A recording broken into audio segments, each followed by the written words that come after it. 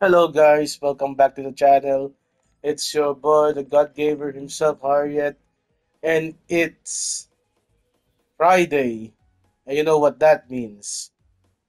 It's now time for our bold review and dito sa Fridays with BMX only on Harriet.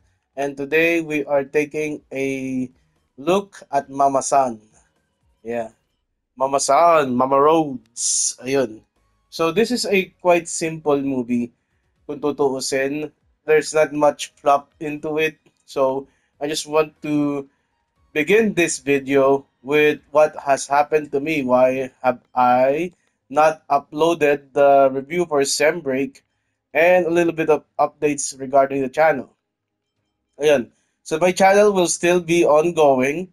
I'm not going to be going anywhere. The uploads will be slightly delayed, but I have the notice sa aking real work na sa aking real-time job, nababalik ako sa dati kong project.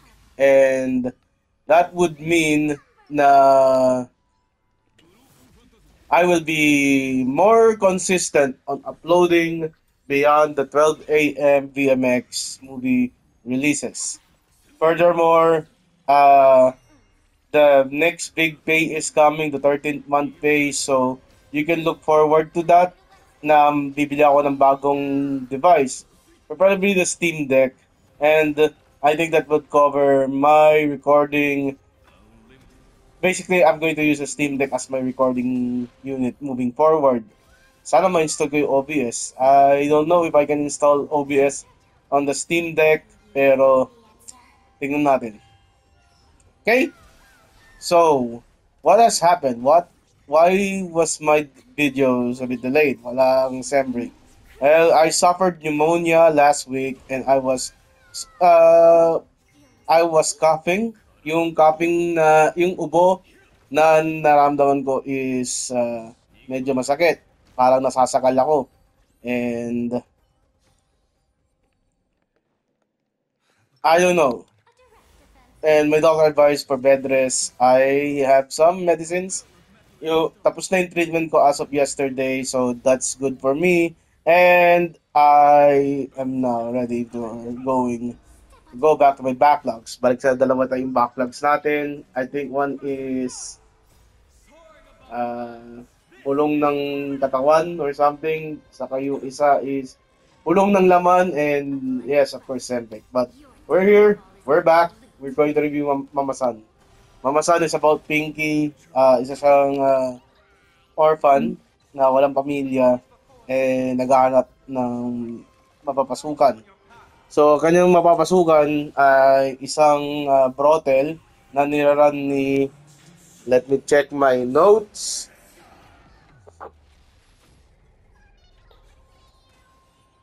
Let me check my notes real quick. Sorry about that.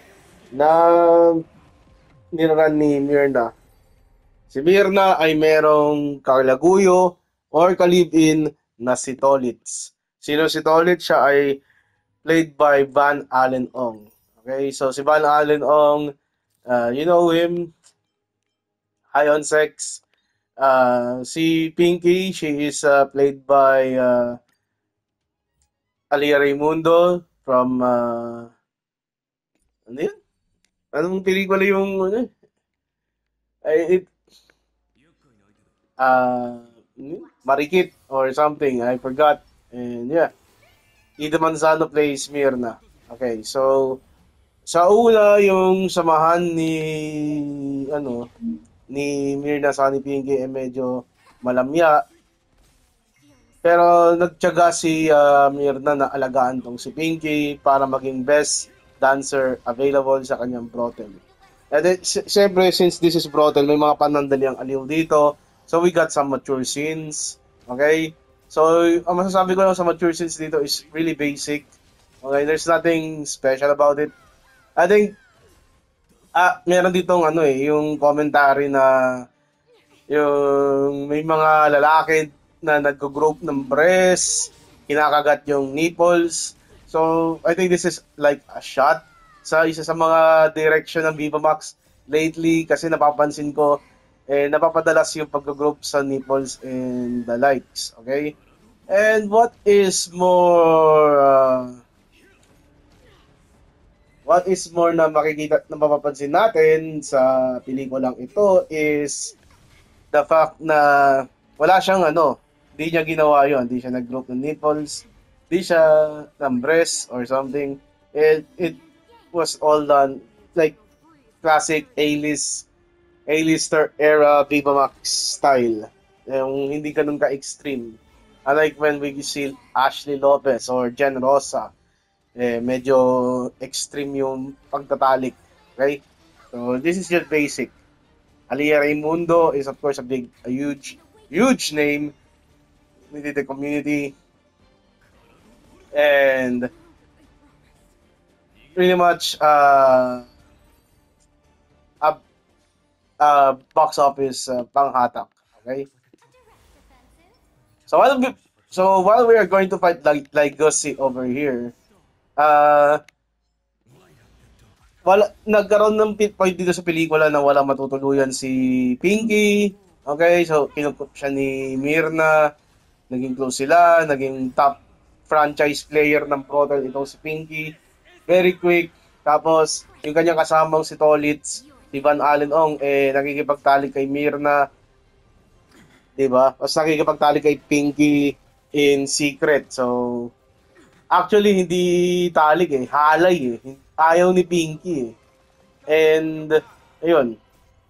To the point na pala absent na si Pinky sa kanyang duties sa brothel, hindi na siya sumasayaw at nauwi dito sa parang nalulugi tuloy yung bar. Okay? Dahil nalulugi yung bar, dahil nalulugi yung bar, ang problema, kailangan bawiin ni Pinky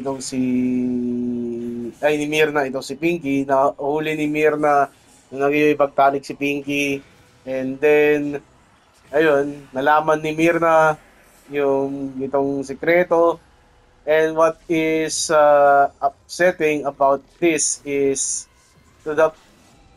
at tunay na anak ni Mirna si Pinky. Ayun, kaya pala lumapit kagad si Pinky kay Mirna. Alam niyo nanay niya pala to si Mirna. Mirna explained bakit niya siya nang iwan. And Banalan nung is gone, pinalayas. But yeah, that's how the movie ended. It's not a typical happy ending para sa akin, but sure. Nakita ko yung nakita ko yung dating ng pelikula yung tipo na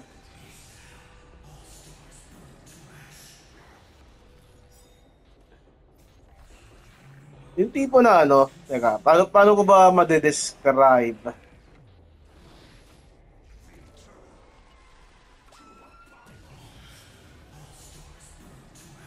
Why did I die?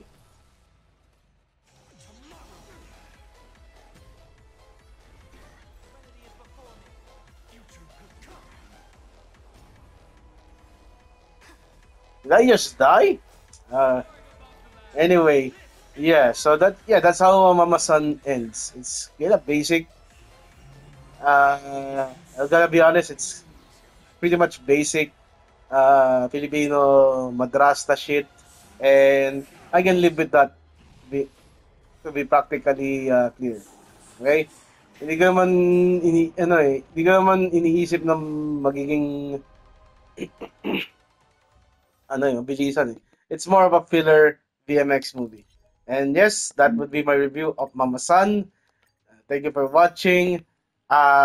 This is reviewed actually Thursday afternoon, but I will publish it early, like mga anong time ba maganda? Like mga 4 a.m. Friday. Thank you for watching. God Gamer himself, Harriet, goodbye and good night. Yeah, let's bang.